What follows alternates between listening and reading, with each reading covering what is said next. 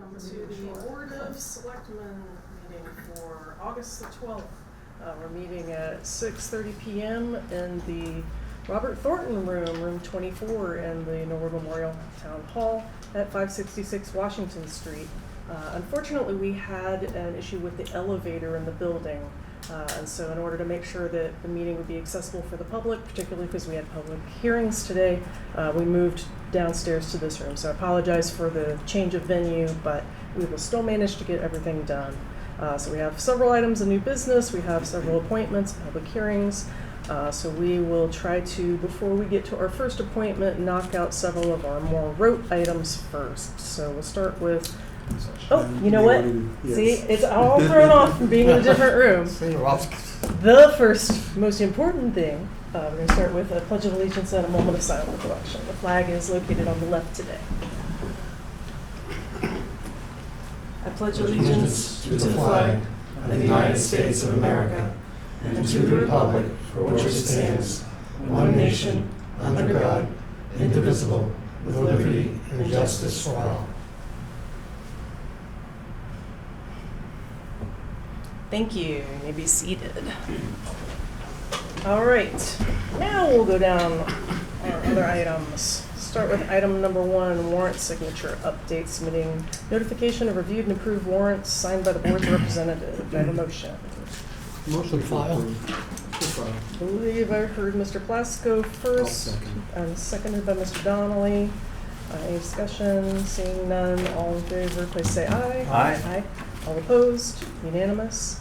Item number 2, meeting minutes for approval of the board. These are the meeting minutes from June 24th and July 8th. Do I have a motion? Motion to approve. Second. Motion made by Mr. Donnelly, second by Mr. Lane. All in favor, please say aye. Aye. All opposed? Unanimous. Our first appointment won't be until 6:40, so we'll continue down. Let's see if we can do the memoranda. Do I have a motion for memoranda? Motion to file 6-1 through 6-4. Motion made by Mr. Plasko, seconded by Mr. Sad. All in favor, please say aye. Aye. All opposed? Unanimous. And then tonight, we have organized it a little bit to take some of the items that we were fairly certain we would approve by consent, as we have been doing for several meetings now. There's only 2 changes, which is items 5.1.1 and items 5.1.515 were withdrawn. And so the rest here, we have one-day liquor permits from Cass Island and from St. Catherine. We have car washes from the high school gymnastics, the senior Babe Ruth baseball, and Friends of Norwood boys soccer. There's a block party request for Victoria Circle, a banner request for Norwood Day, for Craft Affair, and for the Public Works, and a reschedule of a park use request from the Emmanuel Lutheran Church. And that should, and then also the cemetery deeds. So, unless there were any holds out of any of the stuff on the consent agenda, then I will entertain a motion to approve them all in bulk. So moved. Second. Motion made by Mr. Lane, seconded by Mr. Sad. All in favor, please say aye. Aye. All opposed? Unanimous. All right, so that takes care of all of those. Still have a lot of time because we're moving efficiently. That's true. I suppose we could take the appointment early. Do you want the board to entertain that? Yeah, see if Patrick's ready to come in and have him share a table here with us.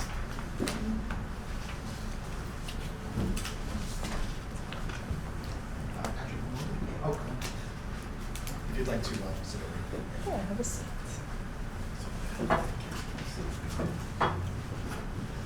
Good evening. Hello, Hello. good evening. Thanks for coming in tonight.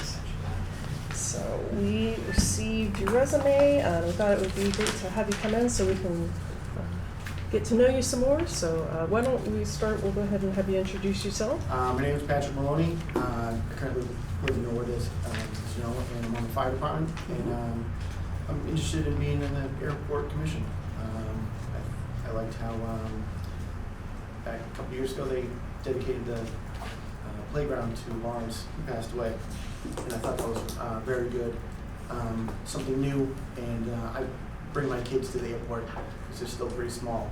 So they love watching planes and they love that little playground. So I said, thought to myself, why not try, get my feet wet and see what it's all about. Excellent. Well, I will go ahead and turn it over to questions, comments from board members. Start maybe on my left if anyone has any questions. You can go first, Mr. Donnelly. Patrick, thank you for your application to the commission. Really appreciate citizens volunteering to step up to the plate. And your resume is fine. I thank you for your interest. Have you had any opportunity to, I know you've gotten down to see with your kids, have you had any opportunity to get down to the airport recently to meet with the airport manager or get more familiar with the operation there? I spoke to Mike Sheehan. I haven't talked to the airport manager yet. Mr. Sheen is the chair. Oh, yeah, okay. That's a good start. That's a good start, yeah. So I spoke with him briefly. Mhm. So he was kind of telling me the ins and outs of, but I mean, I'm looking forward to meeting him and getting the lay of the land. Good. Thank you. Yeah. You don't have anything else? Great. Mr. Thank Lane? you. Thanks for your interest. We appreciate it. We had a nice conversation, and you were talking about getting more involved and interest in the airport commission. So I appreciate that you followed through and submitted an application. Can you talk a little bit about just your work experience? Your resume is very interesting. Does some of the work that you do now as a SWAT medic or fire tech just kind of explain to maybe people at home what that means? So I'm on the fire department. I've been on for 14 years. In 2021, I was able to try out to get on the Metro SWAT team, and so I'm a medic for the team. So we go to all types of incidences, barricaded subjects, high-risk warrants. So we were able to train with the SWAT team and render aid if anything happens kind of in the hot zone. So we're geared up, have all the ballistic gear and everything like that. But it's a great, it's awesome to be on the team. So, and then with the airport, I've had a couple incidences with, some accidents and planes run off the runway, and but nothing too crazy. Yeah, and I think very cool that you applied, just because for me, you have this background in safety, and obviously it's not apples to apples, what you do and then what the airport commission does. But I think someone with your background, a focus in making, the airport as safe as it possibly can be. I think that's probably one of the goals of the airport commission, not the main goal. Yes. But appreciate your background and how it could add. So. Well, the different fuels also that the planes have, the jets have, all is, like I said, it's apples and oranges, and so there's that. The airport's a different animal, so I'm kind of very interested in to see how it works. So that's. Yeah, and just thank you for your interest. Yeah, I appreciate it. Thank you. Mr. Plasko, any questions? I don't have a question. I do have a observation from your, knowing you a little bit, and your resume. And I think that while you don't have strong airport background, you're not Yes. a pilot and so forth, you've always shown a history of improving your skills and your knowledges of your own profession that you've chosen. And I'm certain that dedication is going to carry over to your dealings with the airport or anything else you chose to do. So I think that makes you a strong candidate to get down there and do some good work for us. So I look forward to your service. And that is a downfall. I don't have any aviation or aeronautical training, but I'm willing to learn, as you can see on the resume. I'm always trying to do. We have one strong one on there, and So. that's all. Thank you. Mr. Sad? Same with Mr. Lane and Mr. Plasko. I think the same thing. I'd like to put somebody on there that has the desire to learn, experience, and look for public safety for the town, for the residents. And you fit the bill. Your resume is pretty extensive, and I think you'll do a great job on that. Appreciate it. And Thank you just very be much. careful when you go up there. Make sure you got a parachute with you. That's it, man, thank you. Thank you. I'd like to echo my colleagues and say how much I appreciate you coming forward, and I do think that having a set of public safety-oriented eyes is valuable in that context, because as you say, there can be emergencies that come up at the airport. We try to run a pretty safe operation, but emergencies can happen. Yes. One of the things I saw on your resume that I was curious about was you mentioned a drone license. How far along are you on that process? So I'm currently studying right now, so hopefully by September-ish, I'll be able to take my license, or get my license.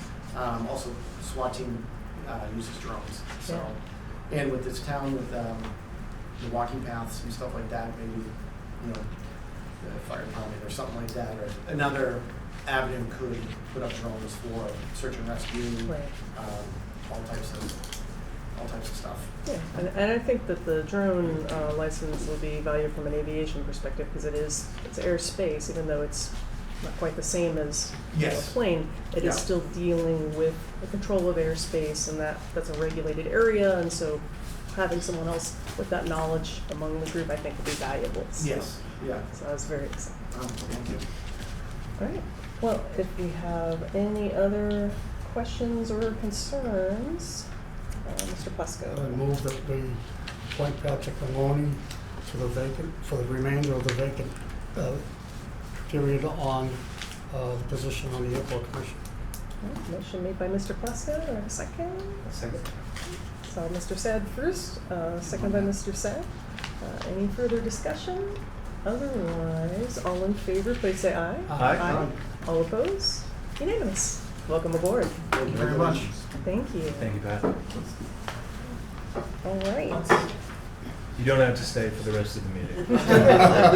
Only if you're curious. And also keep that drone on my backyard. I will, Okay, yes, sir. okay? Pat, stay below the pins at Walpole. Mm-hmm. All right, so I do believe our next appointment, they are here, if they would be willing to come in a It's waiting. couple minutes early. So Yeah. go ahead and show them in.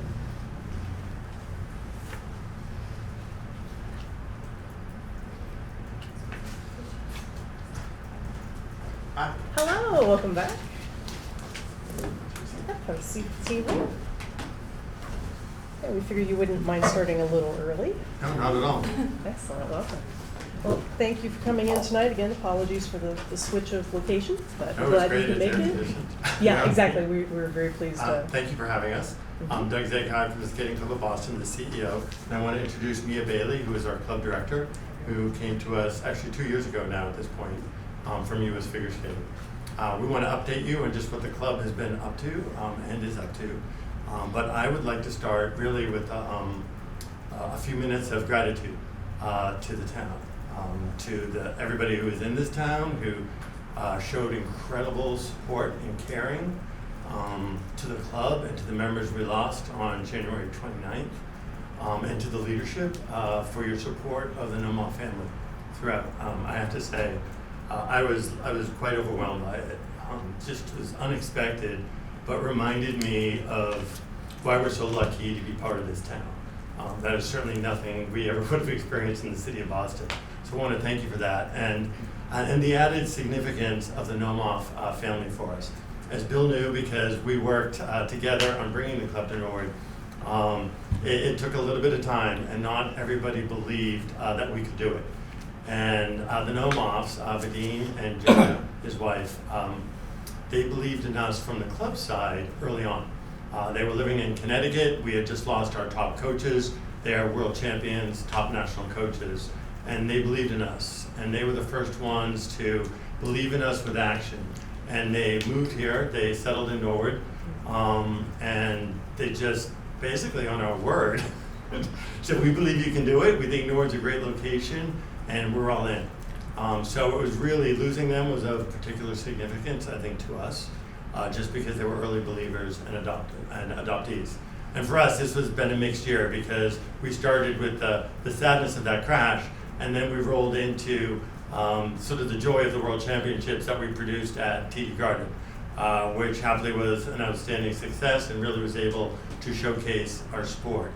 And what we're doing now, just of note, because we had made a promise to the families of the members that we lost, that we would honor them and remember them. So we have started a campaign, the Always Champions campaign, which is to fund scholarships for them, but also to rename the club's West Rink the Always Champions Training Rink, with a wall of honor similar to the history wall that we have at the club. And again, and our inscription for them is to honor, to remember, and to inspire.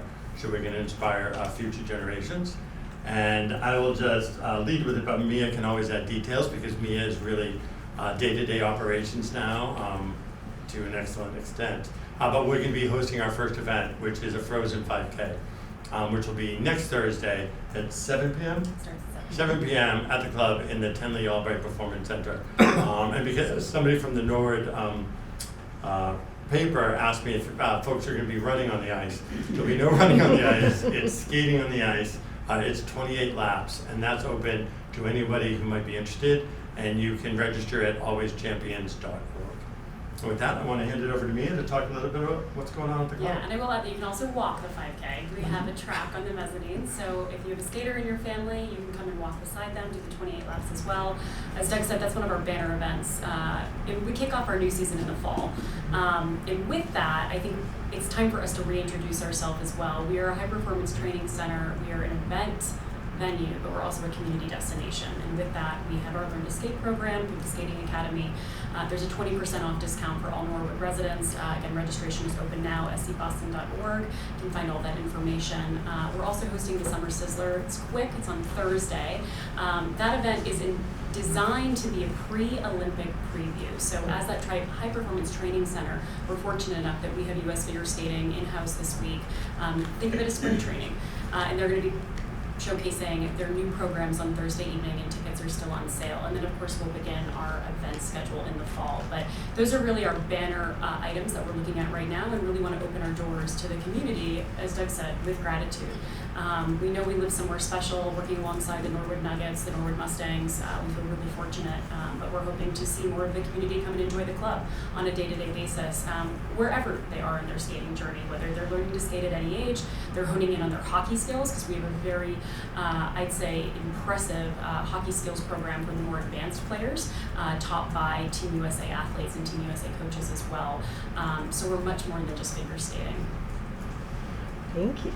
Well, with that, if you have any further comments, otherwise I'll turn it over to my colleagues. And Please, any questions we can answer. Excellent. Well, this time I will start on my right hand. I'll start with Mr. Sad. I want to thank you from the bottom of my heart for the entire town of Norwood and surrounding communities. It's first class. You know, I remember you talking about the Hall of Fame and the wall and all that stuff. And the first time I walked in there, I had a pretty good hockey player, neighbor of mine, Phil Nolfi, and I'm walking by and I see the kids I skated with, Jimmy Rinaldi and Pat Foley and all the kids at 77, and I'm going down the years and I see Phil there and I send a picture to Florida and I'm saying, Phil, and he's got the little hat on, he had 6 hat tricks in 7 games. But that's the things that make Norwood special, and you make Norwood special. So I want to thank you from the bottom of my heart for both of you and the entire community, ice rink community down there, and I look forward to working with you in the future, and I probably might be there if it's hot. And just keep up the great job and the work, whatever we can do, we're 100% behind you. Thank you for that. Thank you, Matt Chairman. Mr. Plasko. Yeah, I guess I want to address Doug. I want to thank you personally for a lot of gratitude for the gentleman you've been, for the way you've embraced the town, worked with everyone, everything you promised you would do down there, you've done. Thanks to you, we have the home of the Norwood Mustangs. The Nuggets have their own skating area here, right here in town. They have the way you've embraced working with the Norwood community media and just the community in general. You said you'd be part of the community, and I don't know any other corporate citizen that's been better than you people have. Oh, wow. So thank you very much for everything you're doing in this community.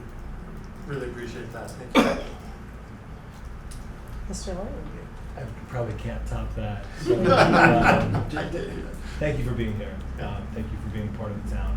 And please feel free to have an open dialogue on things that you need, but we appreciate you. So. Mr. Donnelly. It's continuing the trend of just thank you to the Boston Skating Club. You've been such a great addition to the town of Norwood, and what you've done and what you continue to do is showing your commitment to not only organizations like Norwood Nuggets and the Mustangs, but also the community itself with the programs that you have introduced and run for residents of Norwood. So, although I will not do the 28 laps, I do appreciate the heads up on that, and I just think they're just a great organization, and keep up the work. I really appreciate that, thank you. And I also would just like to thank you all. I've had the pleasure of attending several of the events since you've been in town and enjoyed them with family and friends. And I'm also glad to hear that you feel supported. One of the things that we pride ourselves in as a town is if someone does experience a tragedy, that they do feel that community support. So I'm very, very glad to see that our effort to that end is being felt. So we're very, very happy to do so at any time. You guys are amazing, thank you. Thank you. Really appreciate that. Thank you. I forgot to address Mayor. Welcome. You have a big challenge ahead of you, big shoes to fill. Keep that organization in contact with the town and all the programming and everything that you do. Those before you did a great job, and I'm sure you'll do the same as you go forward, but if there's anything we can do to support you, feel free to reach out. Thank you very much. Absolutely. And we appreciate you coming in to give us an update so that we're kept abreast of how things are going. So. This is great to come in and do an update and not have something before you with like hard questions or approval and a vote. So I really enjoyed it. And we're very pleased. Great, thank you. Thank you all. Thank you. Thank Thank you you. for coming in. All right, so we have 10 minutes before public hearing. Let's see if there are any small things that we can get out of the way beforehand. We also took care of cemetery deeds. Why don't we try the item 4.3? I don't expect that to be long and dramatic. So this is in regards to a grant award for a rapid rectangular flashing beacon for installation of the beacon for the crosswalk that goes across Dean Street to Richmond Road. Motion to approve. Motion made by Mr. Sad to approve. Do I have a second? Second. Seconded by Mr. Plasko. All in favor, please say aye. Aye. Aye. All opposed? Unanimous. And thanks for pursuing the, I know you might relate to DPW, and thanks for pursuing the grant. I really think it's a good location for the beacon. As those of us who pass by that intersection and know that there's a school just a few blocks down the way, I think anything that enhances the safety of that particular intersection is a great idea. The intersection of Dean Street and Richmond Road. So kudos. And I can just also note that the Traffic Safety Committee took a look at this, and they had the same line of thinking that it was near the Prescott School, and anything to do increase safety there was a home run. Absolutely. All right, maybe we can also take 4.2 real quick, which is VIF change of ownership name. This was for Kelly Shell Station. Motion to approve by Mr. Plasko. Do I have a second? Second by Mr. Lane. All in favor, please say aye. Aye. All opposed? Unanimous. All right, gosh, so we are moving much faster than I thought we might be. We'll talk slow. Yeah. Maybe we can start with 4.6, because if we get interrupted or need to stop, we can always come back to it. So item 4.6, this is an update on the status of the curbside food composting pilot. I believe, Mr. Donnelly, you are the closest to this, so why don't we have Yes. you start us off? So you included in the package is a memorandum from the Curbside Food Compost Working Group. That is a group established to oversee, promote, and administer the curbside food compost pilot program, which town meeting approved in November of 2023. And at the time, we anticipated that the compost program would go on for a period of 14 months. It would end in June of this year. In fact, due to the fact that we topped out with 690 participants, was well beyond our expectation. That rendered us a very good rate from Black Earth Compost, our vendor for the program. That we were able to extend that pilot until September the 30th, using the appropriation given to the program back in November. So at this point in time, it is almost September the 30th, and the compost working group met to just talk about where do we go from here post-pilot. And we had some discussion at the November 23 town meeting in terms of, if successful, what would be the future of the compost pilot. And we're at that point now where we're making a recommendation and to town meeting. The report has some information regarding some of the successes that we've had. 690 participants was well above the 400 that we were expecting.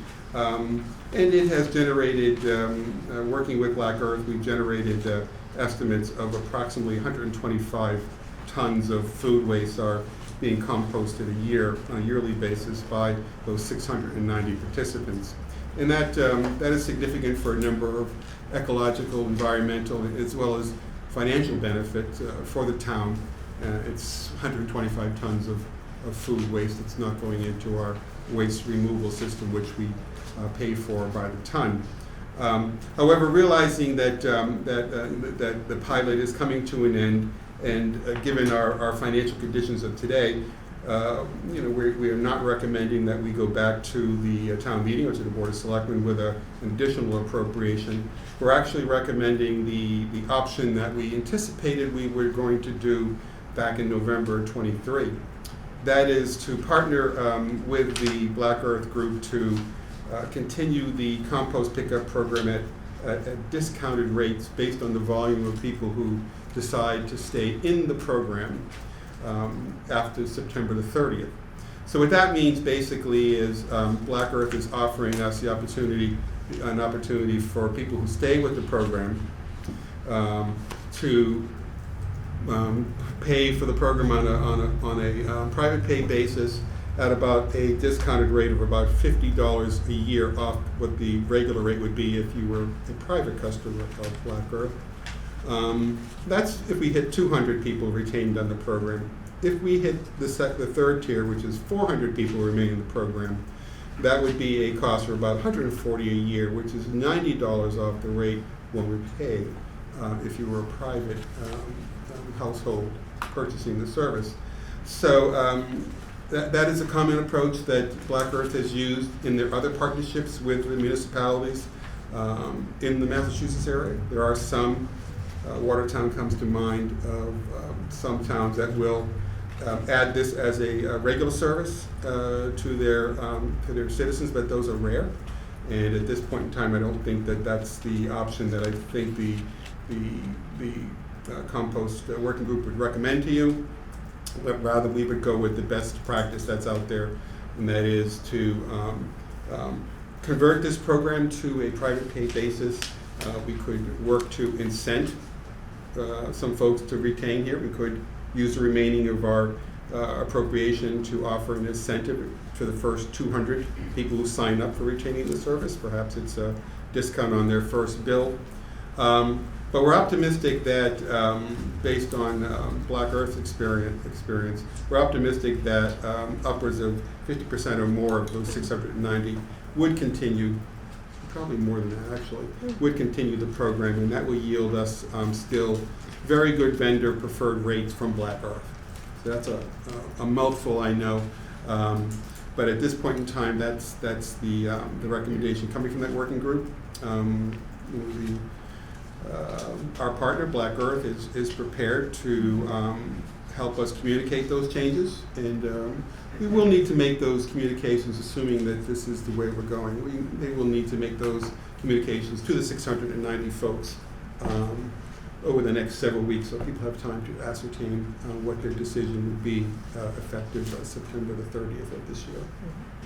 So we've got about 2 minutes to entertain questions, comments on this item. And worst case, if we really want to get into it, we can always table it for a moment, pick it up after the hearings. I have a couple of questions. I don't know how long it'll take for you. Would it take them now? maybe we should go ahead and go through the motion of tabling for the moment. Okay, so moved. Motion to table until after our public hearings, made by Mr. Plasko. Do we have a second? Second by Mr. Sapp. All in favor, please say aye. Aye.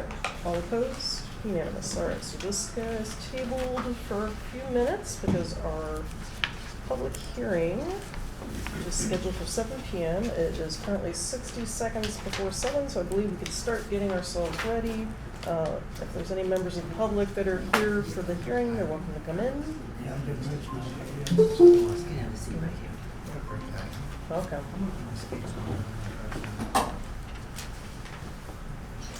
And I believe we also have someone joining us remote. Yes. It's Darlene Louie from Blue Line Consulting. Excellent. Darlene, can you hear the room okay? Yes, I can. Okay, excellent. Excellent, and we can hear you as well. Fantastic. Fantastic. All right, so we are coming upon 7 p.m., so if we can go ahead and read the application statement, and we'll get started. Application has been made to the licensing board of the town of Norwood to transfer the in-holder all alcoholic beverages license from Anchorage Hospitality LLC, DBA Courtyard Lodge in Norwood, to Corey Concessions LLC, proposed manager of record David Ransom, under Chapter 138, Section 12 of the Massachusetts General Laws, as amended for the sale of all alcoholic beverages to be drunk on the premises of 300 River Ridge Drive, Norwood, Massachusetts. Description of premises is as follows. 3-story, 147-room hotel with restaurant, lounge, 2 meeting rooms, and a courtyard area with pool. Liquor will be stored on the first floor in designated bar areas. Public hearing on this application will be held on Tuesday, August 12, 2025 at 7 p.m. in the Harry B. Butters Selectmen's Chambers, room 34 in Norwood Town Hall. And then we have moved our location to room 24, the short room, due to a emergency with the building infrastructure. So with that, I will go ahead and welcome you both in to see us tonight, one in person, one remote. And I'll go ahead and have you introduce yourselves for the benefit of the public record, and we'll get started. Why don't we start here first? Certainly. My name is David Ransom. I am the general manager at the Marriott Courtyard. Thank you. And then we'll switch to online.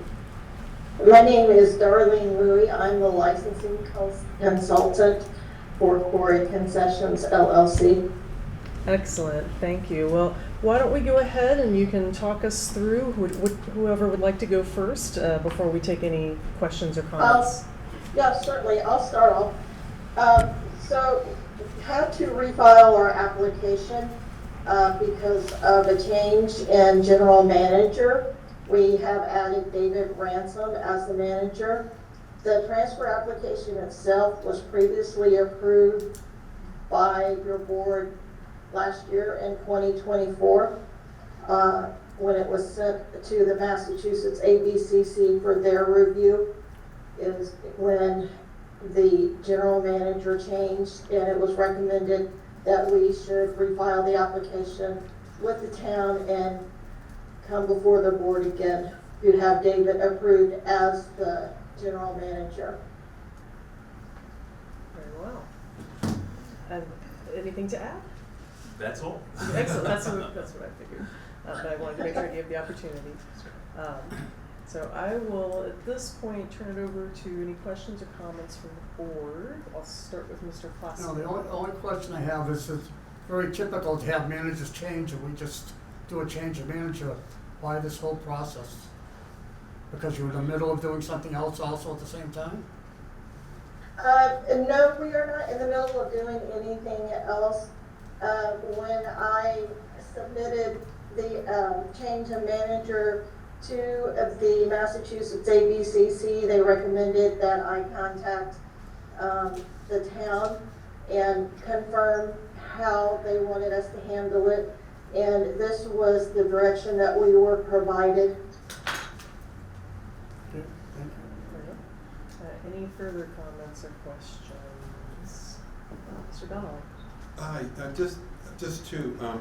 Just a couple actually. So Mr. Ransom, you're going to be the manager of record for the liquor Yes, sir. license. Can you tell us a little bit about your experience, how long you've been at hotel? Absolutely, yes, sir. So I'm the general manager at the Courtyard by Marriott up on 300 River Ridge Road. I've only been there since March of this year, of 2025. Prior to that, I'm actually coming from another one of our hotels, a Hilton property out of Rhode Island. It's a Tapestry Collection by Hilton, where I was the assistant general manager and I was the director of operations. And in that role, I oversee the beverage program as well as the restaurant and guest services. Coming here was actually a promotion for me to take on this particular hotel here, which is a little bit smaller. And I oversee the day-to-day operations with guest services, in-house operations, including our restaurant, which is a little bit smaller. It's just a bistro. And so I've been here since March in that particular role. So that's a little bit about what I do every day. Thank you. Yes, sir. Yeah, and I don't have any other questions. I was going to come in with a few questions about your organizational chart, but it was giving me a headache. Okay. It's one of the more complicated ones that I've seen, but I think I understand the flow. Thank you. Mr. Sad. Welcome to Norwood. Thank you, sir. Make sure there's no problem down there. Secondly, the Corey Concessions. Is this the Corey family from West Roxbury? I don't believe so. The company is actually owned by Paul Corey, which is located in Dallas, Texas. Okay. All right, well, welcome to Norwood. Thank you, sir. Congratulations, and that's it, Madam Chairman. Thank you. Anything from Mr. Lynch? I also had no questions, other than a very small fun bit of trivia. That hotel is the very, very, very first place I ever stayed when I moved to Norwood long ago. So, All right. glad to see it still seems to be going well. Other than that, at this time, I will entertain if there are any questions or comments from members of the public. I should move to close the hearing. Second. Motion made to close the hearing by Mr. Plasko, seconded by Mr. Donnelly. All in favor, please say aye. Aye. All opposed? Unanimous? All right, what is the pleasure of the board? Madam Chair, I make a motion to approve the transfer of the license. Motion made by Mr. Donnelly. Have a second? Seconded by Mr. Plasko. All in favor, please say aye. Aye. Aye. All opposed? Unanimous. All right. Thank you so much. Thank you. Congratulations. Thank you, everyone, appreciate it. Take care. See you down there. All right, thank you guys so much for your time. Okay. Have a good Look evening. forward to people visiting our hotel. Yeah, yeah. All right, our next public hearing, we have about 10 minutes. We'd like to pick back up with the composting discussion. So moved. All right, Mr. Plasko has made a motion to reopen discussion on the curbside food composting pilot. Do I have a second to reopen? Second by Mr. Donnelly. All in favor, please say aye. Aye. All opposed? Yes, all right, welcome back to discussion on food composting. Thank you, Mr. Donnelly, for the very thorough explanation. And Mr. Plasko, I believe you looked up, you had a couple questions. Just a couple, I don't think they're that involved with so short a time before. It seems clear, but maybe it's not that clear, that it will be privately subscribed to Black Earth. But how will it be operated? Will each customer be a customer of Black Earth? Or is it It'll be- proposed to go through the town? It will be direct bill from, right now Black Earth bills us. Now Black Earth will now bill those individual customers that decide to stay on with them as private clients. And the only other question I had was, there was some reference, I'm not sure I heard you correctly, about remaining funds to provide a discount. Well, at the end of September, there'll be about $2,500 left in the original appropriation. And the thought is that, it's not a large pool of money, but perhaps it's an opportunity for us to work with Black Earth to perhaps, the first 200 could get $10 off their first bill from Black Earth as an additional incentive to kind of drive that volume number up. So that was the idea there. The amount of money is somewhat de minimis, and it's there for this purpose. We're supporting this whole concept of trying to promote this program. But I think legally, if you haven't done it already, make sure you check through the chief financial officer and the town council, because I think you're talking about taking money from one year to put into a program of another fiscal year. I just want to make sure we stay clear of any issues there. Yeah, good suggestion. we have time to check with both Mr. O'Neill and Mr. DeLuca. That's all I have. Mr. Sad. I want to thank Bob and his entire committee for a great year of experiment with it, but also I'm pretty impressed, Bob, with Black Earth. We're giving such a great discount and stepping up and doing it individually and making it private. I wish our other carrier would do that, Mike. So basically, that just seems like a win-win for both parties and the town. Yeah, it's been a good program. Yeah.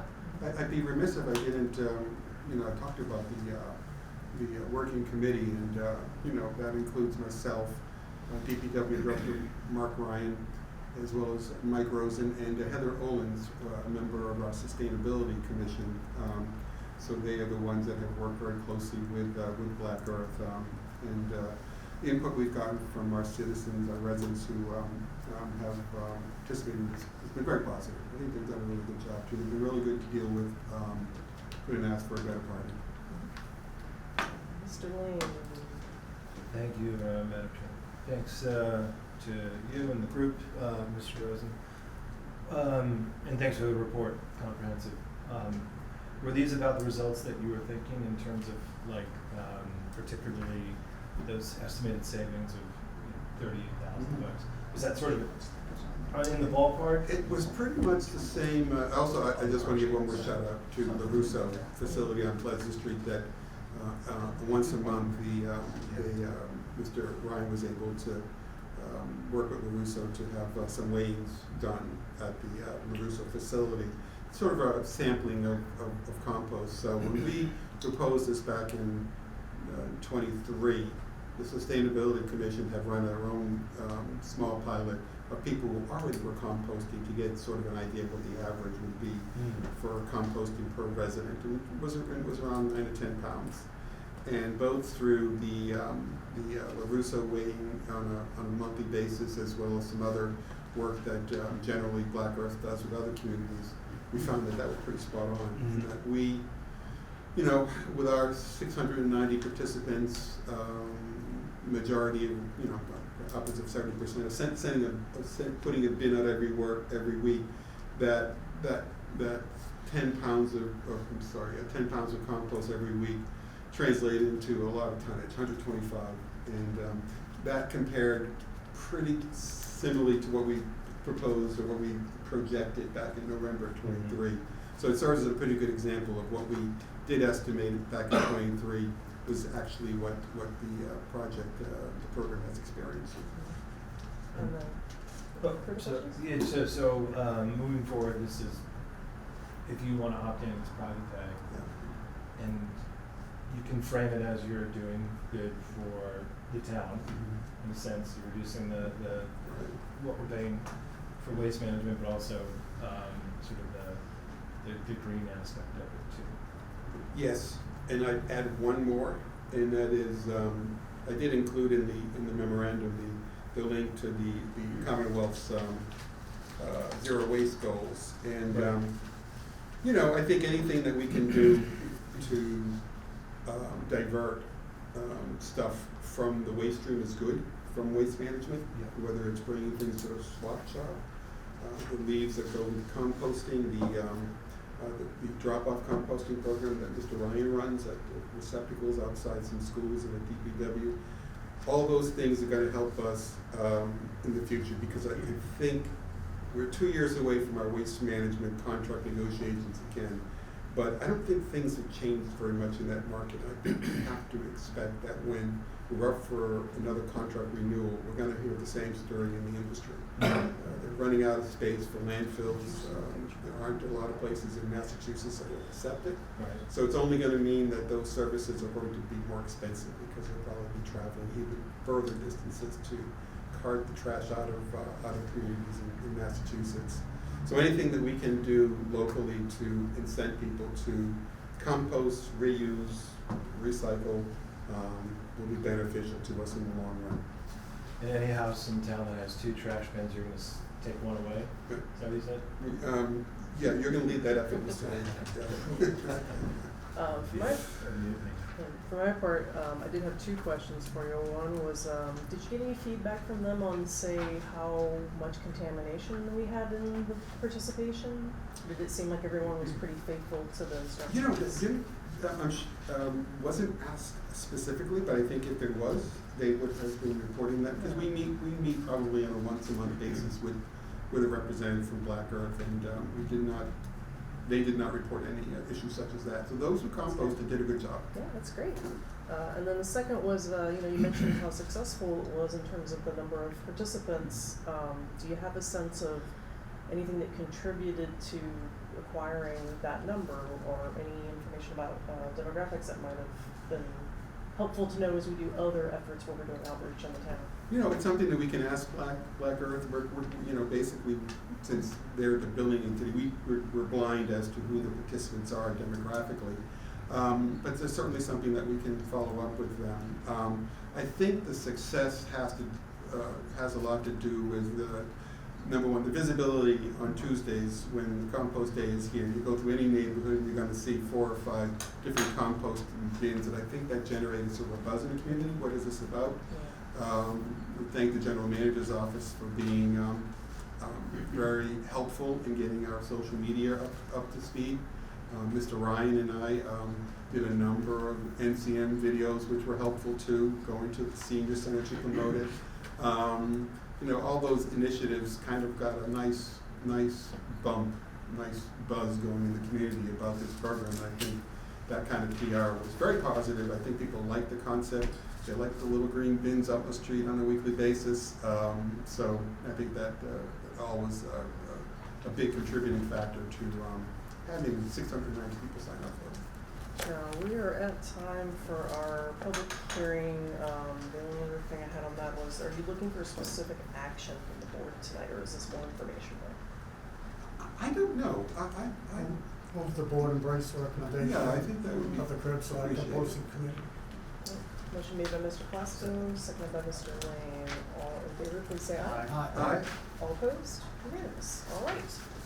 We will move to our public hearing. We'll go ahead and read the notice. Notice is hereby given that the Board of Selectmen of the Town of Norwood will conduct a public hearing on Tuesday, August 12th, 2025 at 7:15 p.m. in the Harry D. Butters Chambers, room 34, Norwood Town Hall, regarding the following. Verizon New England Incorporated and Norwood Light request permission to locate poles, wires, cables, and fixtures, including the necessary anchors, guides, and other such as dating and protecting fixtures to be owned and used in common by your petitioners, along and across the following public way or ways. Fales Avenue, place 1, J.O. pole P6 on the westerly side of Fales Avenue at a point approximately 115 feet northerly from existing pole P7. Said pole P7 is located on the westerly side of Fales Avenue. This petition is necessary to accommodate new construction. Wherefore they pray that after due notice and hearing as provided by law, they be granted. Thank you. Welcome. Thank you for coming in tonight. We'll go ahead and have you introduce yourself for the benefit of the public record. Yes, so my name is Ranjita Prabhu. I'm representing Verizon New England. So essentially what is, Verizon is placing a new pole, P6 on the west side of Fales Ave. That's approximately 215 feet north of existing pole 7. This is needed to accommodate new construction. Excellent. Thank you. So you were all provided the information in the map in our packets, but I will entertain any questions or comments regarding this now. Can I ask Mr. Morris, do you see any technical problems with that we No, should be the concerned light about? department has no issue. We actually filed this. Support it It's to provide power as well as telecommunications. for the new For house. the new house. It's Is already there- built. I see a proposal, early proposal, people discussing things having to do with ADUs that would require, as I've seen it, suggested draft, that new connections would be underground. So this is a new connection. My Yes. concern is if we want to go forward with requiring ADUs, as I read the law, you can't require something of the ADUs you wouldn't any other single-family house in that district.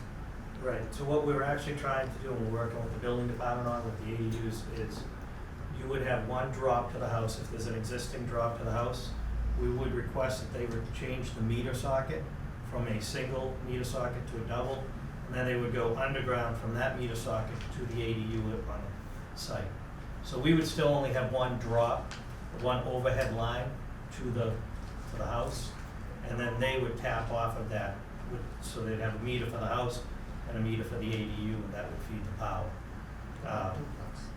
If for some reason that was not possible, then we would look to try to have a second service to the ADU. They would have to pay 100% of all those costs, because we do one drop per location, per lot, so. And that would be underground, because we couldn't have, it wouldn't be possible to hit the ADU, most likely, without hitting the house some way. You don't want to hit a house and then hit a building. Thank you. Sorry to take your time. It didn't directly have to do with your request petition before the board tonight, but it might have, depending on the answer. So thank you. Yeah. Any other comments or questions? The only question I had was, is this a typical arrangement that you have with other municipalities in terms of who's responsible for which parts? It's well documented, but this is a very typical situation.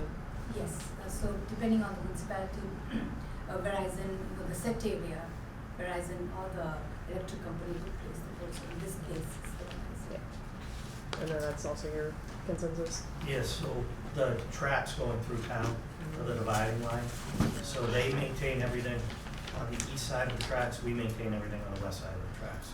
It's basically meaning we're both on the poles, just if a pole gets hit, it needs to be replaced. Anything on the west side, we do. Anything on the east side, we do. Excellent. All right, if there are no further questions or comments from the board, I'll entertain questions or comments from the public. If there's anybody that wishes to speak on the matter, the chair will recognize you. Motion to close the hearing. Motion made by Mr. Plasko, seconded by Mr. Lane. All in favor, please say aye. Aye. All opposed? Unanimous. All set. Thank you very much. All right. So now we are out of appointments and. A motion to approve. You're correct. We did the motion to close. Do I have a motion to approve?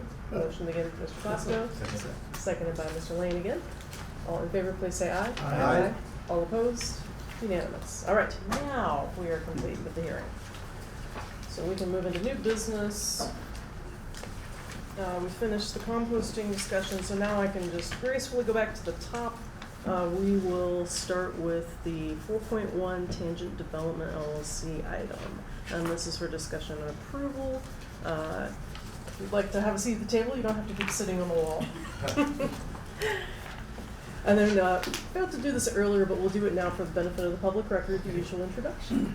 I'm Dan Morrissey, Chief Operating Officer, the Light Department. Thank you.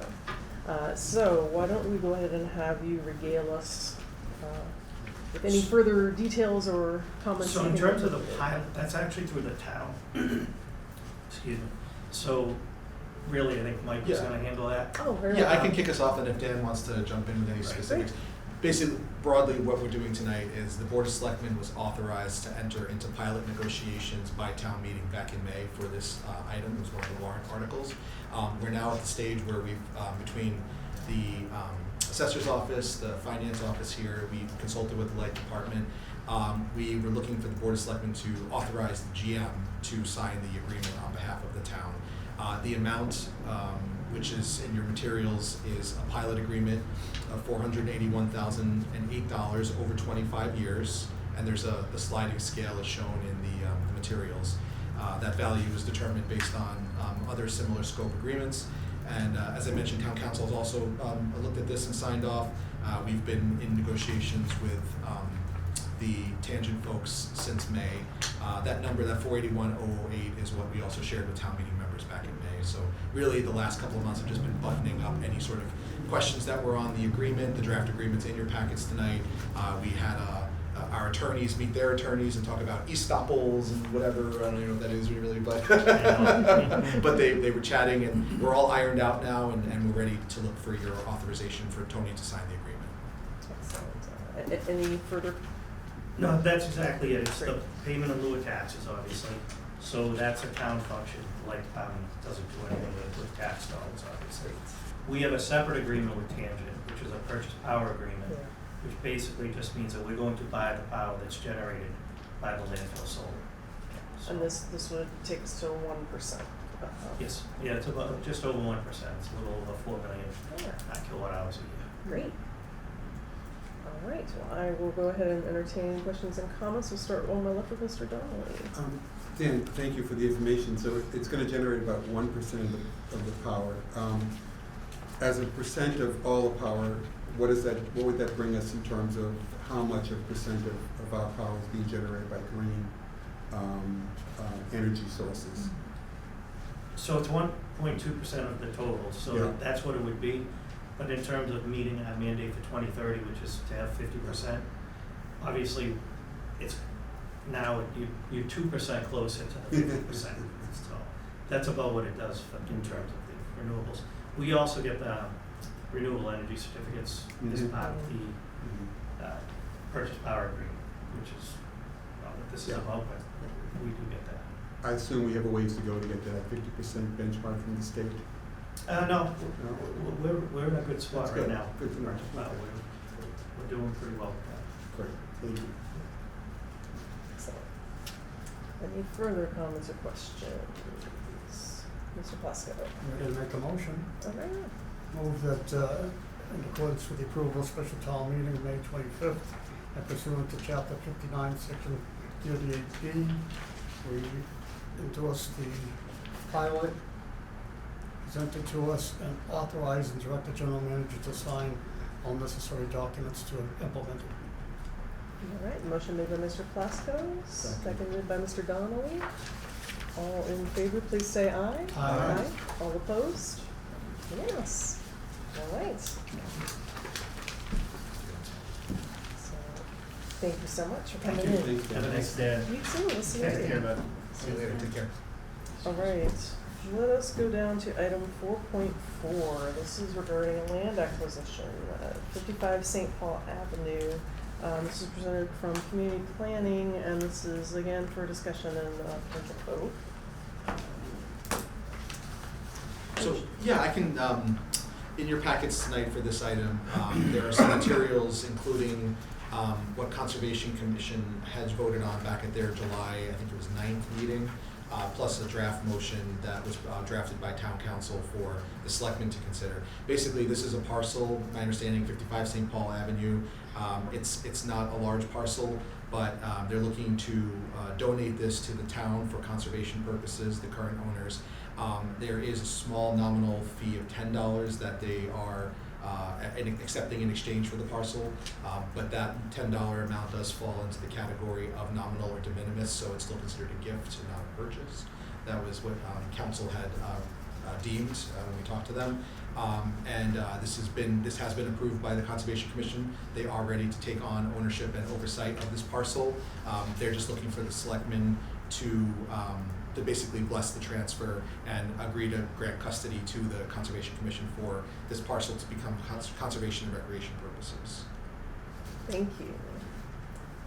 Questions from the board? I'm going to start with Mr. Lane this time.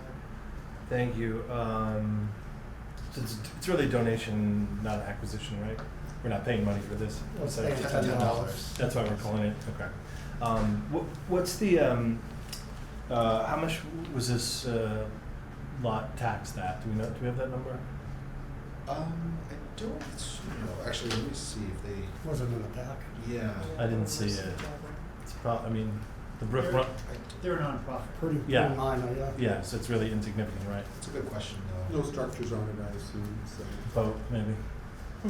Yeah, both. Yeah, I mean, I guess it would have been helpful to see, but it's really probably Yeah. not relevant. I did ask if there was an appraisal. That did not happen. There wasn't an appraisal, but I don't have how much they were taxed. Because the brook runs right through the middle of it, right? Yeah, I think there's a map in here. Yeah, the brook does, Yeah. I guess one of the things that's nice about it is that if it becomes in the town's possession, it does maybe give a future opportunity for the trails people to extend beyond the Some bridge or something? like a water crossing. Yeah. Okay, that was my only question. Yeah, we can probably look it up if you're interested in the database, the property database. Well, as Mr. Sat said, it's a nonprofit, so it's probably nothing. Not really. Okay, I don't have any further questions. Mr. Plasko. I was just gonna make a motion Okay. to approve that the Board of Selectmen approve the actions of the Conservation Commission voted on February 9th, 2025 to acquire a parcel of land located at 55 St. Paul Ave, shown as the assessor's plans as map 9, lot 7C-115, and on certified plot plan prepared by Continental Land Survey LLC, dated December 19, 2024, attached here to containing 4,435 square feet of land, more or less from the Paunchet River Land Holding Association, Inc., to be owned by the town of Norwood and transferred to the care, custody, and control of the Norwood Conservation Commission for conservation and recreation purposes, and further that any funds necessary to be extended for this purpose shall be from the Conservation Fund. And further, this is all pursuant to the authority under Chapter 40, Section 8C, Massachusetts General Laws. Second, with just one minor edit, Mr. Plasko, I think the vote from the commission was actually July 9th. What did I say, February August? 9th. 7-9. 7-9, sorry. Accept that amendment, change. All right, motion made by Mr. Plasko, seconded but with an amendment by Mr. Donnelly. Friendly minute's been accepted. Any further discussion or comments otherwise? All in favor, please say aye. Aye. All opposed? Unanimous. All right. And this will bring us to item 4.5, the Capital Outlay Committee update. Mr. Donnelly, would you like to I think take we'll start this off or with would Mr. Rosen. Sure. Mr. Rosen does Yes. support the Capital Outlay Committee, and he'll give the review, and I'll chime in as needed. Excellent. Thank you, Madam Chair and members of the board. So as Mr. Donnelly mentioned, I am sort of the primary staff liaison to the Capital Outlay Committee. We've had a couple of meetings already since May when we usually kick off the capital cycle right after Maytown meeting. So we use the month of June internally as staff to get all the department heads together to start talking about next year's 5-year plan. So we're looking at FY 26 through 30. We're shooting to get to this fall special town meeting to propose FY 26 projects.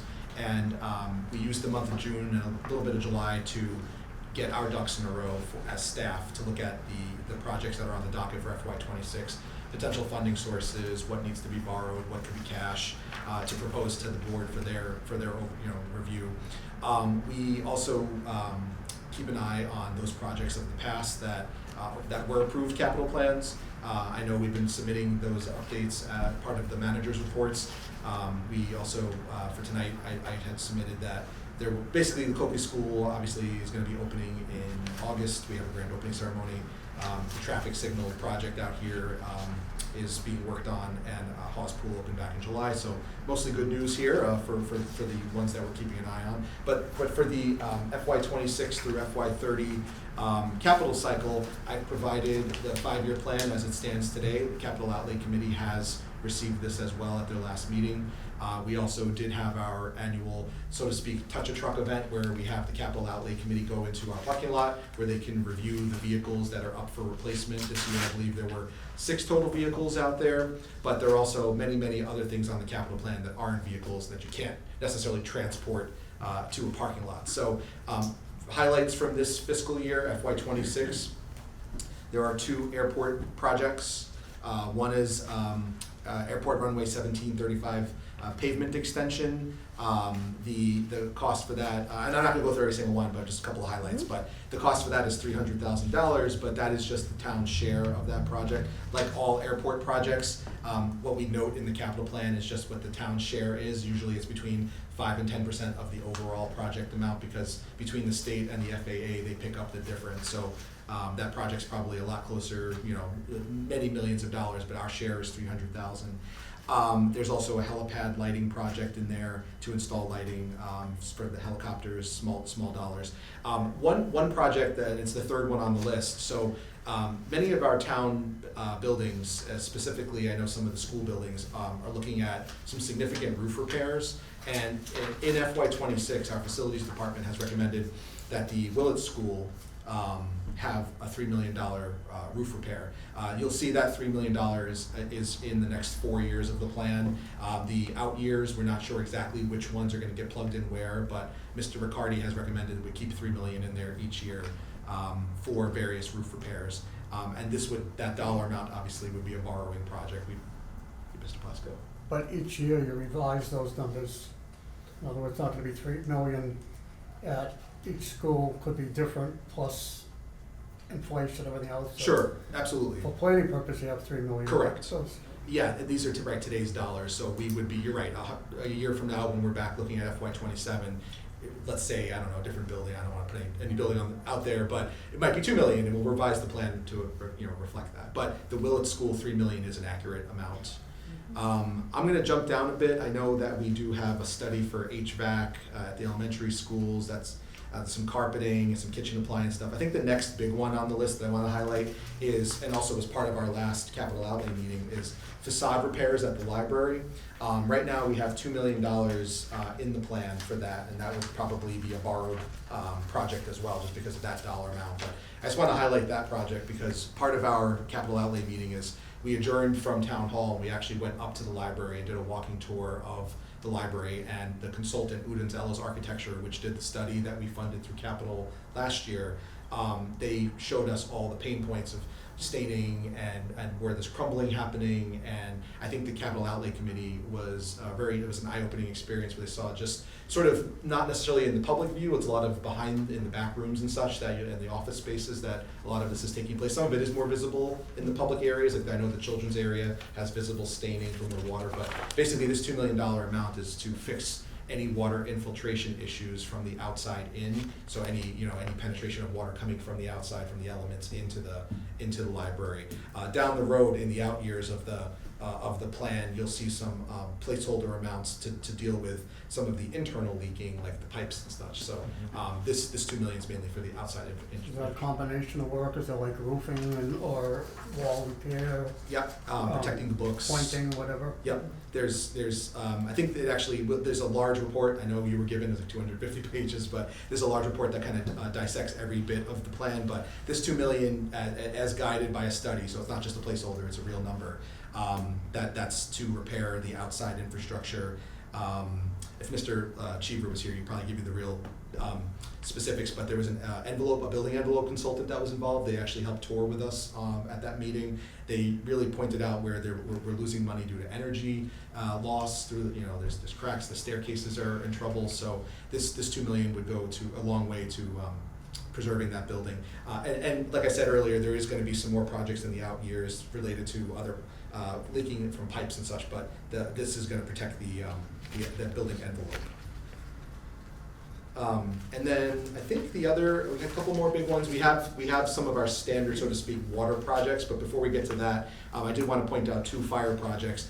The chief has recommended both going forward for a new ladder engine, $2.5 million in the next year, and also a new fire ambulance. And as you've heard many town meetings and probably many meetings with the chief when he comes here to update the board, lead times now to get vehicle equipment for fire especially are 3.5 years. So compounded by the fact that our ambulances also are running a lot longer. Their runs are triple, quadruple what they used to be, maybe more than that. They're burning through them a lot faster. So the ladder truck that we currently have is 12 years old, and with that in mind, it's going to probably reach the end of its useful life within 3 years. So that's why we're asking to go out and approve this project now. We wouldn't actually borrow the money. We'd authorize the borrowing, but we wouldn't borrow the money until we were ready to actually purchase the truck. But that is likely, once we order it, would be 3.5 years from now. We'll actually receive delivery. And ambulances are not so different. They're about 2 years lead time, but we also do have more ambulances in the plan than fire trucks. So they're they get a lot of usage, that's for sure, as you've heard from Chief Bailey when he comes here. Yes, he did make a point, Mike, at the event in the back here, that the ladder truck was out for an extended period of time, undergoing major maintenance, and it only within the last month or so, I believe it's been returned to service. But the fact that it took a number of weeks for it to be repaired gives you an idea of the kind of shape that it is for the long term. And I think, and thank you, Mr. Donnelly, and I think, like I mentioned earlier, we do have some of our more standard water. We have the $4.5 million each year that we do the water improvement program. That's for the cleaning and lining. As you know, Mr. Mizuko often brings that, what they call the coupon, which is the dirty pipe, to show what a dirty one looks like versus a clean one. But we're going forward for another $4.5 million plus the $500,000 for the grant that goes like a sidekick to that, which later on in your agenda tonight we'll address a past loan of this exact same thing, this project. So every year we do this. A couple of trucks in the plan. I know truck 47 is a salt truck, $326,000. So if there are any specifics, I do have, there's a report that the Capital Outlay Committee generates. It's not ready yet for this year, but this is a draft of it. So if you have any specific questions about any specific projects, I'll address my plan here. So Excellent. yeah, did I catch everything? I think I captured it. Yes, you did. Thank you. The Outlay Committee is scheduled to meet again in August the 26th, and at that time, we will hear the full presentation from the town regarding the plan. We may have some better, I don't think we'll have, certainly won't have our free cash number certified by that point in time, but perhaps there's financial information that's a little more useful at that time than it is now.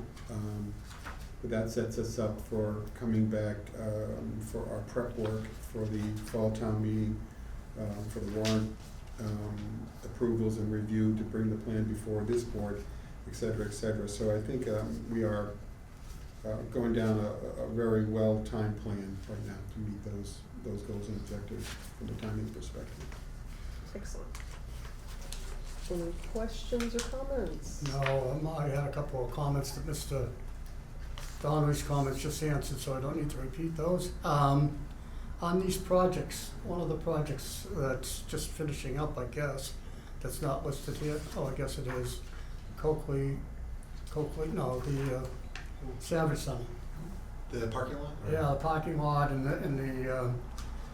the playing fields down the back, the basketball courts and tennis courts. I gotta tell you, I was really disappointed how long that took.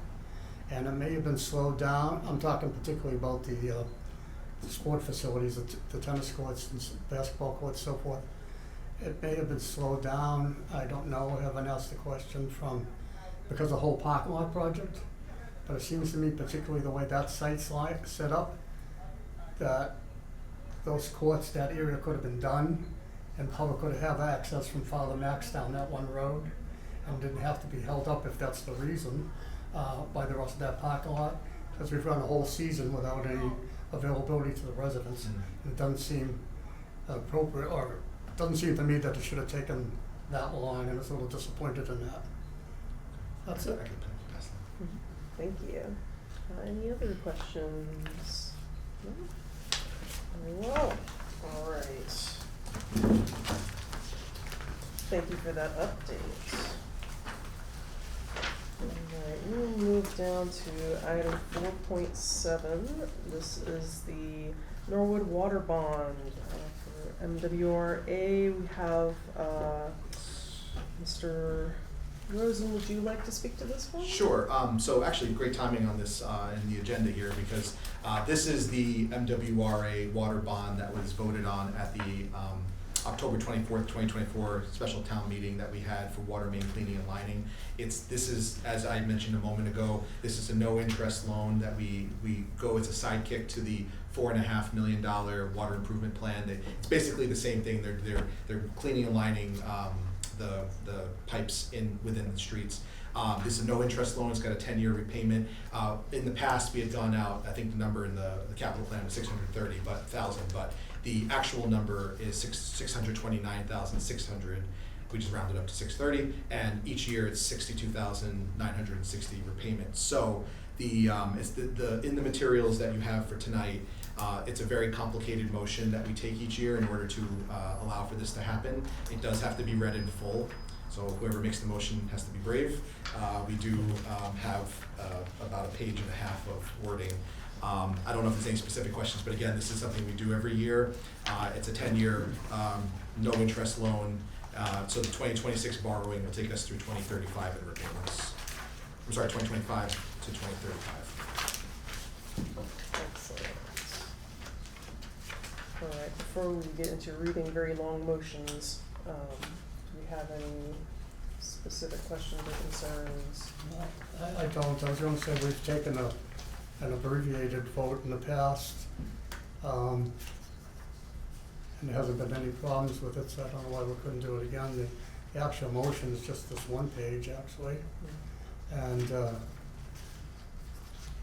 think that's all we need to do. It's not as bad, but I do remember us doing a more full Right. version of it last year. Well, I've made the motions in the past, and it's just paragraph, these numbers, That's what I remember seeing. and the rest is technical language that we all have members of, copies of and have read in full, and acknowledge as we sign the approval of the documents. Can you make a motion that just says that we made a motion to affect this bond per the verbiage listed on the document presented to us? Seconded. Yes, there you go. Okay. Motion made by Mr. Donnelly, seconded by Mr. Sad. Worst case, we'll bring it back. Yep. On the motion, could we just give a little more detail for the public? I can do that if you'd like.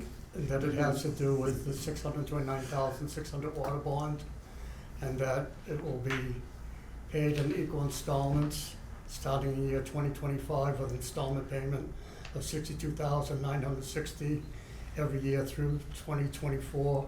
Again, to the 2034, $62,960. That's probably the most important thing, that the public would have an interest in what's involved here, the amounts of money. And is this the zero? That's Is this the 0%? Yes, Yeah. 0%. 0% interest on this, so. So we've got two documents in front of us. I think, Mr. Plasko, I don't know if you're referring to the one that's from last year, but you included that. I think I may be reading last year's, I'm sorry. Yeah. That's okay. It's just 2035 is the last year of the installment for this. It's the same numbers and everything, however. Yes, correct, yes. Very So nice. Thank you for that correction, yeah. I would second Mr. Plasko's motion. All right. Motion made and seconded by Mr. Donnelly. All in favor, please say aye. Aye. All opposed? Unanimous. All right. All right, now we're down to 4.8. This is for an appointment to the Conservation Commission. Yeah, well, I don't know, is Mr. Carbone? I was going to see if anyone No. was It's a to see reappointment. more. It's, just a- usually I think it's, the appointment itself is made by the general manager, who comes back to us with his recommendation. So in the past for the Conservation Commission, I don't believe we've had appointments, but since Mr. Mizuko is the appointing authority, he's met with the candidates and he's recommending And that we. isn't this a reappointment?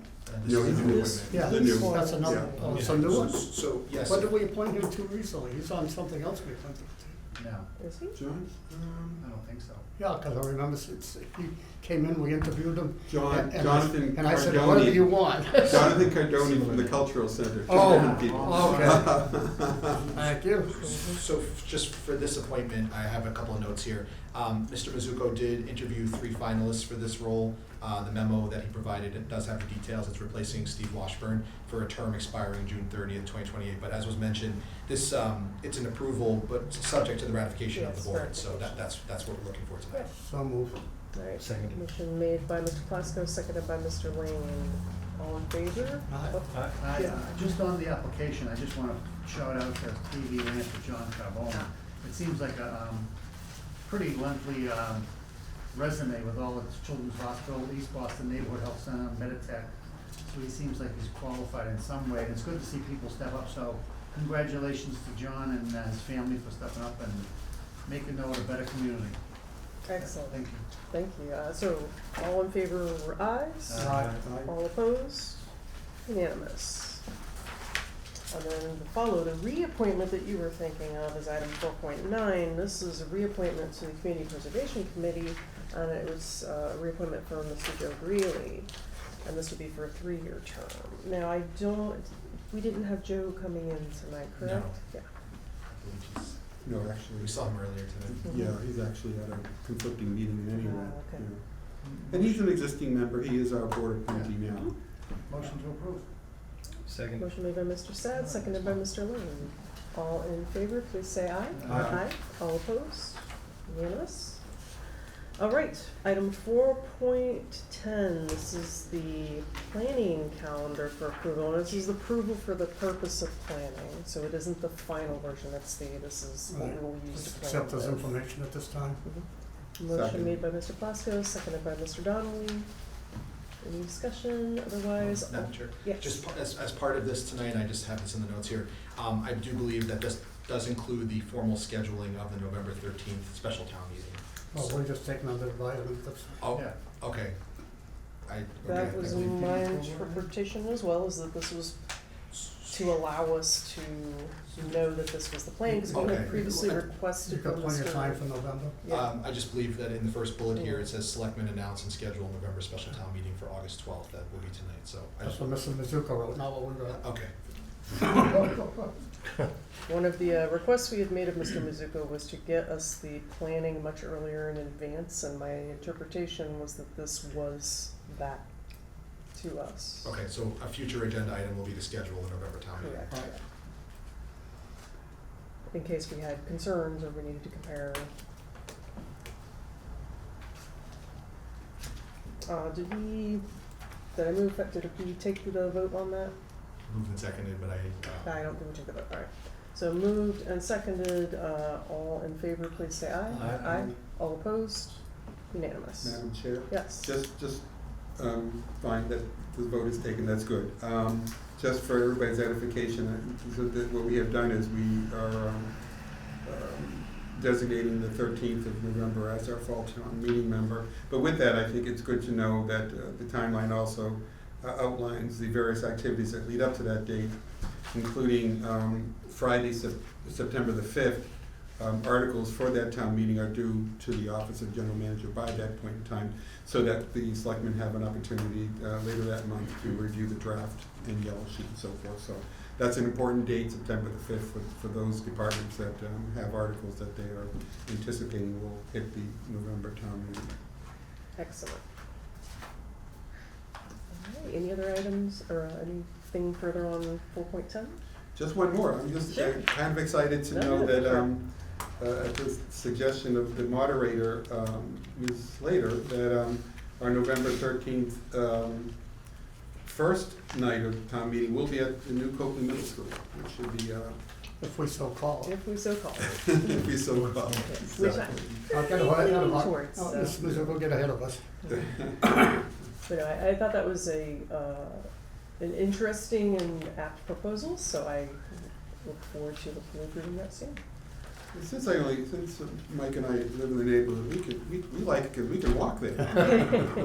I'm not you. Yeah. Excellent. All right, item 4.11, this is for the advance of funds in lieu of borrowing report from the Director of Finance and Accounting for signature of the board. Mr. Okay. Rosen, do you have any additional context? Thank you. For this memo, or for this item, Mr. O'Neill put together a detailed memo for what this is for the water improvement program. Basically, this program was approved back in the fall special town meeting. The borrowing itself hasn't taken place yet for this improvement, for this section of the water improvement program, but some funds have been expended related to the program. For the 5th year of the project, this is the year 5 of the water improvement program. The borrowing was anticipated to take place following receipt of the audit, but the FY24 audit, but it had been delayed. But now that it's very close to being ready to release, that'll be, they can actually go out to do the borrowing. And since we might have some other borrowing coming up in the fall at our next town meeting, they're recommending holding on, making this borrowing until we do all the other borrowing, so it's a full packet at that time. And also interest rates are scheduled or slated to come down by that point. So his memo lays all of those reasonings out why we haven't done this borrowing yet. But in the meantime, we have to submit this paperwork to the state, to the DLS. It's best practice that we do this, and we've done it before, twice in 2023. Excellent. Thank you. Mr. Costa. Yeah, I was kind of concerned when I read Mr. O'Neill's information. I don't know if you can even answer the question. I know I tried to contact him, he's on vacation. Correct. But part of the reason, which you just stated, and that I was concerned about as I read, is that the previous audit is not closed. Mm-hmm. Therefore, we couldn't borrow. So there's definitely a downside to not getting these things taken care of, and I'm wondering why. Have we not responded? Has the auditor not done something? Why is that still an open item? I can answer as from my perspective. I know the FY23 audit, that one is when we changed firms. FY24 was with a new firm. Right. And I believe that one is very This close. is 23 we're talking about. FY23, we had the previous audit firm. I don't know, I honestly don't know what the actual holdup is on that, but I know probably in changing of the guards, there's a delay. If we're spending money, we need to do what he's requesting or stop spending. But the bigger concern to me is why, and what we're gonna do about getting it cleared up. Yeah, and maybe just put a little more definition around just when should we anticipate that the FY24 audit will be completed, submitted to us? It's FY24 a 23 that's the And issue. 23, yeah. FY24 is almost ready to go and will be posted on the website and sent to the selectmen. I believe I may have even gotten a communication from him earlier today, so that's a bit hot off the presses, as it were. And just to give you a little overview here, is there were no major concerns or significant items to address. And the remaining outstanding item is a single audit. So it sounds like we have a status update from him. I haven't gotten to go over it in detail. I saw that he sent it right before it came in. So, and they're already working on the FY25 audit. I'm not worried about 25, I'm worried about 23, that's holding us up from borrowing and everything else. Madam Chair, if you use your discretion, if you want to just forward that communication to us, but I think to Mr. Plasko's point, this is something that we're We want to clear it up. gonna clear up. Right. All right, so I will forward it to everyone. I'm just kind of skimming through it here real quick in case there's anything noteworthy. I guess this sentence here, there's not much we can do to expedite the process. So. You want a motion? Yeah, if you have a motion ready. Move the board approve the advancement of funds in lieu of borrowing as recommended by the Director of Finance and Accounting, and the board sign said documents. Motion made by Mr. Plasko, A second. seconded by Mr. Donnelly. All in favor, please say aye. Aye. All opposed? Unanimous. All right, now we're down to item 4.12. This is the Norwood Light end of year closeout, which I didn't see any supporting material for, but my understanding is this is really more procedural in nature. Yes, I believe, Madam Chair, I think this is the same as last year, and I think you're right, there's no materials. I believe the proposed motion is to approve the CFO's recommended year-end closeout, transferring the recommended funds from the electric fund 0004 to the town's general fund. If I could get a motion to that effect. Motion? Sure, I'll second the motion, but I know it's something we do annually, but do we know just what amounts the CFO is recommending? Yeah, same as last year. Okay. Which is? Yeah. $6 million. Yeah, that's okay. Made money, that's good. All right, so motion made by Mr. Sad and seconded by Mr. Donnelly. Any further discussion? Otherwise, all in favor, please say aye. Aye. All opposed? Unanimous. All right, I believe that is all new business and other items, and this would bring us down to our manager's update, which Mr. Rosen will be happy to give us this time. Thank you, Madam Chair. Two quick things, very simply. Thank you to all of the interns who have helped out the town this summer. Summer, I can't believe, is coming to a close very soon, and we've had many interns in many departments, and we do hope, actually I should fix the camera. We do hope that you continue to pursue the public sector, and that you've learned something from your time here with us, not just in the manager's department, but I know there are interns all throughout the organization. So thank you for what you did for us over the summer, and good luck to you in your studies.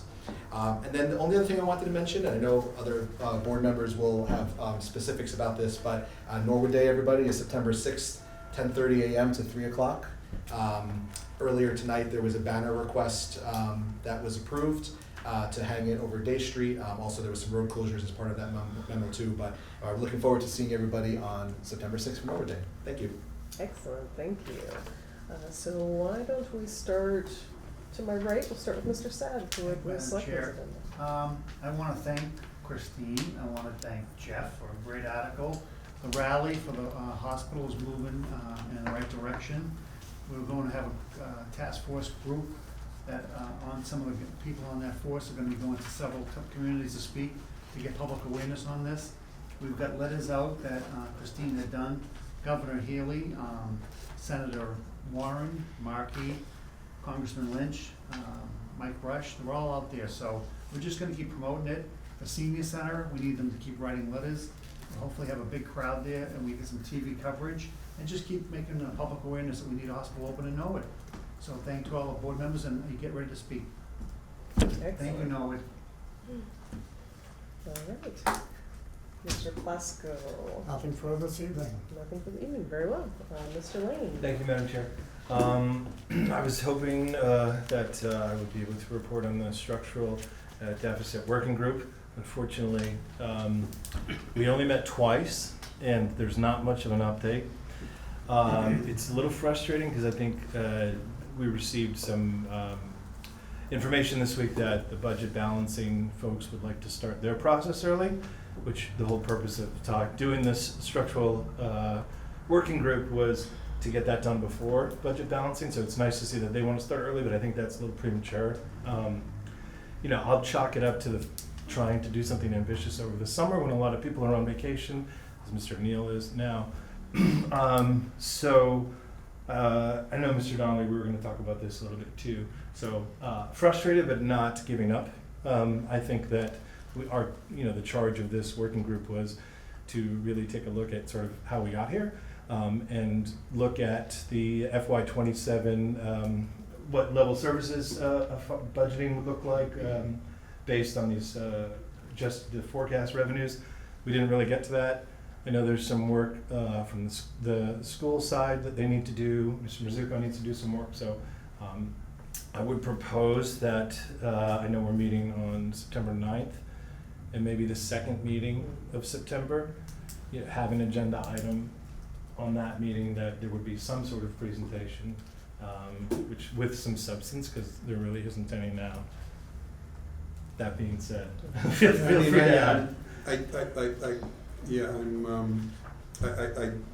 We all received the memorandum from the school committee, and I think it's a great idea to start the budget balancing committee work early. But I agree with Mr. Lane. The idea of the deficit committee was something that we engaged in and voted on, and I think it's work that should be done prior to initiating the activities of the budget balancing committee. I'm not sure at this point what are the specific issues, but perhaps it is something that the general manager working with our board can maybe do some reaching out to the other our colleagues in the school committee and the FinCom to just get a conversation going. If there are any concerns regarding the activities of the structural deficit working group, what they are, just so that we can put this work forward. It wasn't meant to be a process where the working group would need to meet extensively. I think a lot of this work would have been the work that our finance teams from both the schools and general government would be able to assemble at the request of the working group. And I just don't want us to lose sight of the goal and mission that we documented in our memorandum. So I think there's some work to be done, perhaps, Madam Chair. It's just a matter of our having a conversation with Mr. Mizuko, just to see if there's something that we need to do to get the working group going, and if there are concerns from anyone of our colleagues, bring it forward to us and see if we can work through it. Yeah, and as Mr. Plasko says, let's accomplish what we set out to do, and so I still hope that we can do that. That's what I was gonna just say, that we need to accomplish what we set out to do. Called it. When I made the recommendation originally, was that this board take the lead and get it done and invite the others to participate, because we all have such a close involvement in the process. But if anybody's dragging their feet, not trying to participate for whatever reason, we do it alone. Mm-hmm. If they want us to decide without their input, we'll do it, but somebody still has to look at these things and come up with recommendations. Hopefully they're with full input from as many people that have a stake in the process as possible, but we don't hold up the process or throw the process out. We still do it itself if need be, and come up with some solid, because it's basically providing solid information Right. that then decisions can be made from.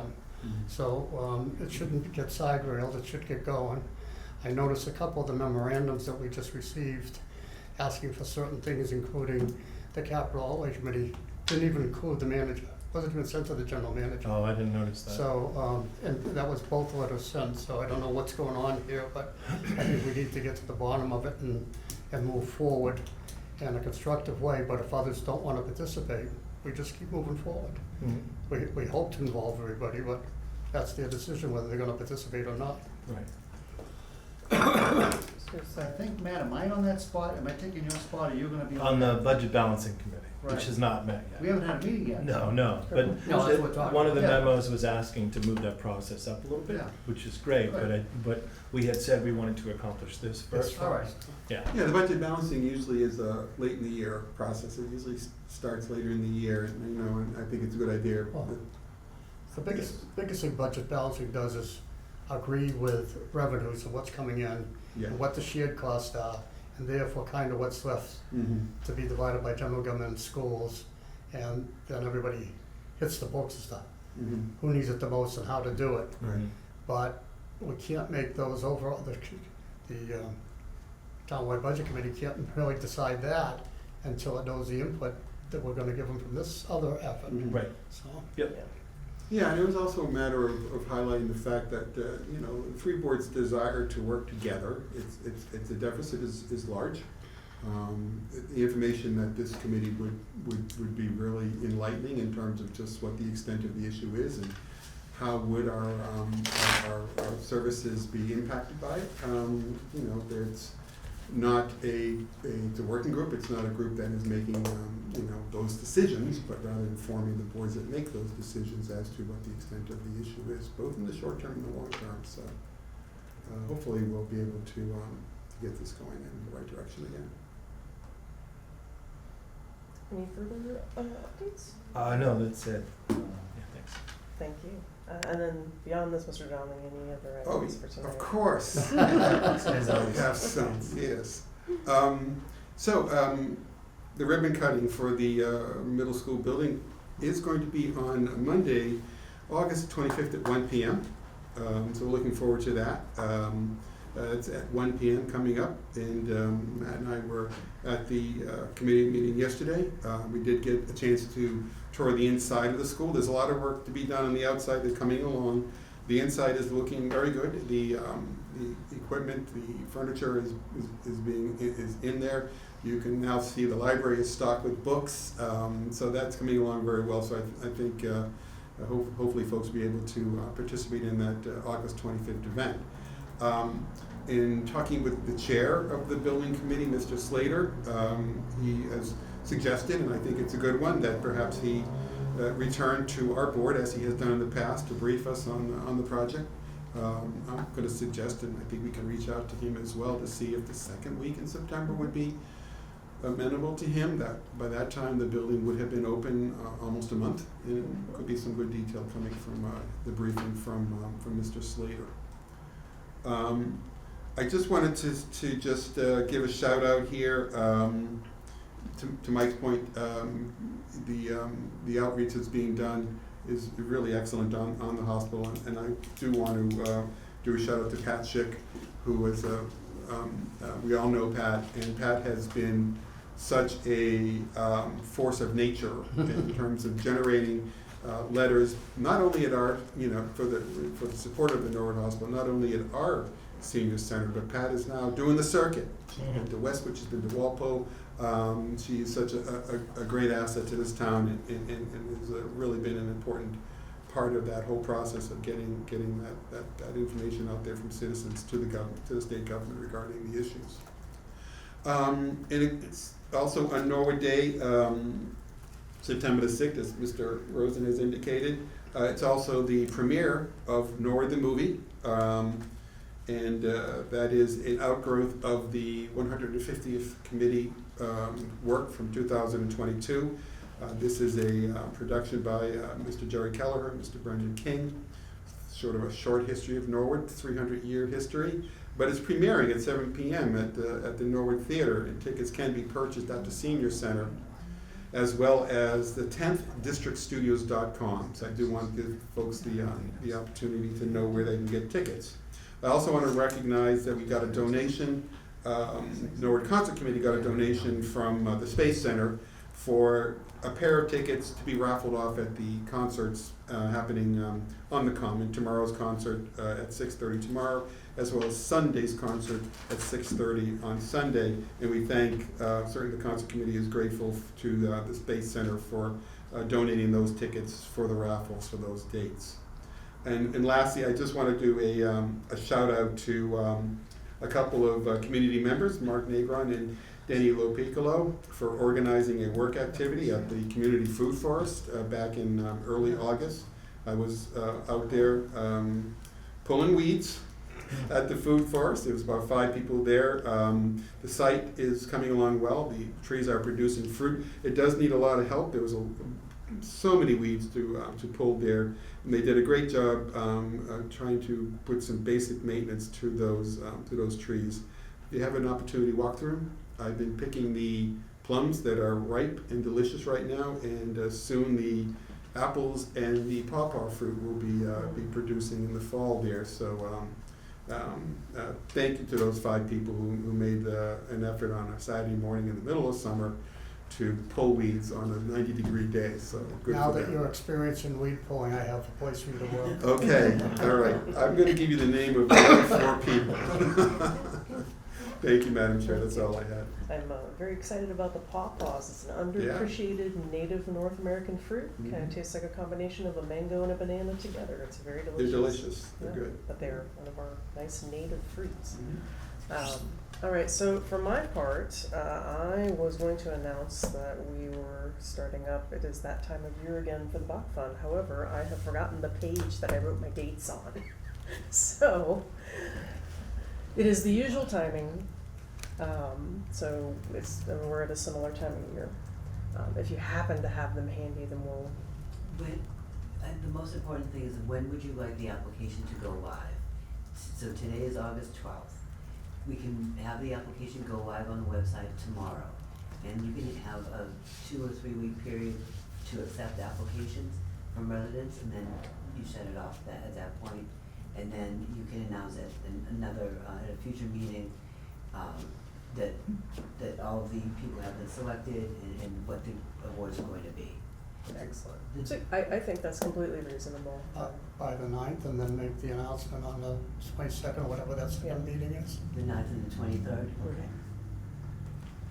Excellent. Thank you. That was my only item for the evening. So with that, Mr. Sad. Madam Chair, one thing I did forget, and I happened to nominate them, the Women's Community Committee, and I want to congratulate them and they're gonna be on a float for the Ann Lagna Award for Norwood Day. So I did forget that, but I wanna bring it forward and congratulate all the women and the people down there making that such a special place for Norwood and making Norwood great again. So thank you for them, and that's my end report. Excellent, thank you very much. Thank you. And then also, I just want to thank everybody for their patience tonight with the new location. I know it can be disruptive, and also with our slower summer hours, we meet a little less frequently. But summer is winding down. Soon we will be back at it at our usual pace. So, if anyone has any, Ooh. no, it's great. Getting back in the saddle. It's great. So, if there are no other items, I will entertain a motion to adjourn. Into executive session. Executive session. Adjourn into See? executive session. Yeah. Yep, that is exactly what I said. Madam Chair, Yes. I move that we discuss that matter and take a vote in open session. Doesn't appear like, if I'm not, unless I'm misreading board members, that it would be that involved in discussion. Seems like it's probably either gonna be a yes or no to the recommendation. I don't know why we need to go into executive session for that purpose. No confidential information per se be discussed, and we can cut out all the red tape if we just take a vote in public. I would be amenable to that unless the. No worries. Yeah, everyone's in agreement. Yeah, so then let me pull that item up here, because I was not Give prepared. yourself mine. There we go. So we have an item, this is regarding a lease over at 190 Central Street. And the recommendation is that we extend the lease. The extension would be through December 31st. And we, as long as everyone is amenable to that, that's the current recommendation. Yeah, And think I have no. I think the full recommendation is to extend a new lease and add amounts that have already previously been discussed when we issued the current lease that's expiring. And it was whether or not to extend it, which we chose not to, and now we're given a slight extension, but it'd be on the original terms. Correct. And if that's the case, I would move approval. I'll second. Motion made by Mr. Plasko, seconded by Mr. Lane. Any further discussion? Seeing none, all in favor, please say aye. Aye. All opposed? Yes. All right. With Madam that, Chair, I'll make a motion to adjourn. motion made by Mr. Lane, with a second by Mr. Sad. All those in favor, please say aye. Aye. All opposed?